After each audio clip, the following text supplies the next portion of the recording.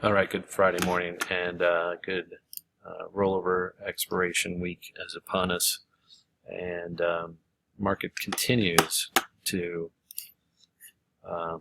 sell off. We're down about 1%. Nasdaq, S&P, Russell, Dow. You pick one, we're down.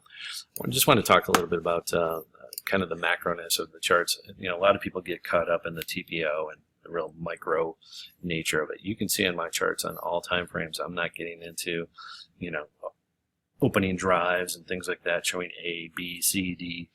I've used all those charts before, and they work beautifully, and you can really get lost in the murk and the muck of too much information.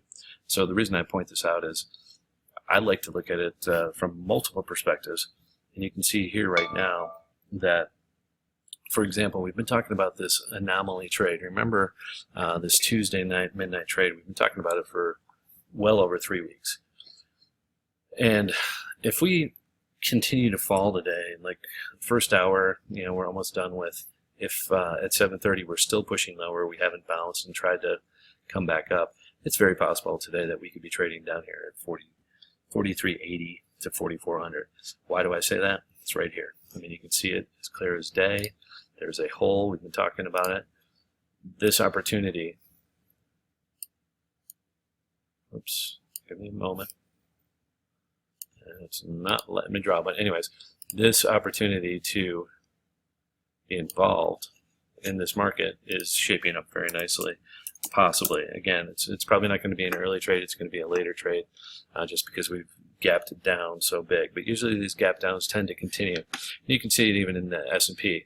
This part right in here, the next 10 points, I would say are setting up to be a pretty nice, pretty easy and nice fat short right in there.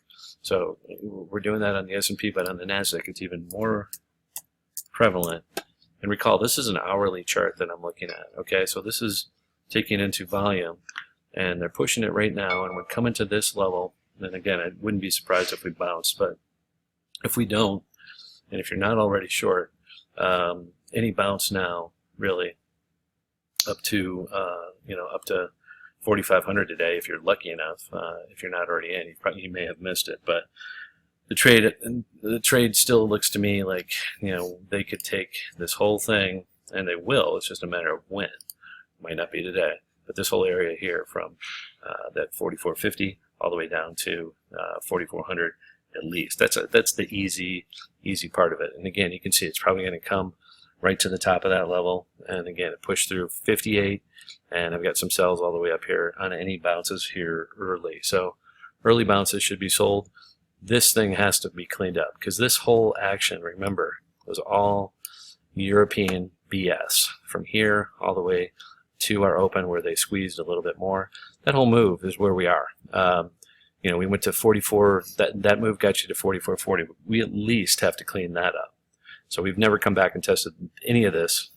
That's why you have that hole and that gap in the chart. And I just wanted to toss that one out there. S&P. S&P is 2089, and again, oversold now. Went from overbought, we're 2119 all the way down to 2089 here, and this is the U contract now. So again, you have old M prices because the U never traded there, but this is how the charts worked, right? They start rolling over here today. So yesterday we were showing M, that was the continuous chart, and today it rolls over into U. So if you're not trading U yet, you want to move to it. We're highly oversold on momentum everywhere. This is an hourly chart. This is a 4-hour chart. But again, big magnets on the S&P are still well below 2043. The Nasdaq, just so you can see the same number, big magnets 43.28.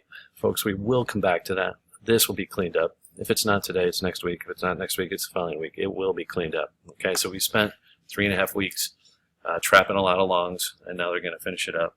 Come back. Market always does what it's going to do when it wants to do it. But the reason why trading value and trading magnets is so powerful is if you're capitalized properly and you have the time, you'll get paid.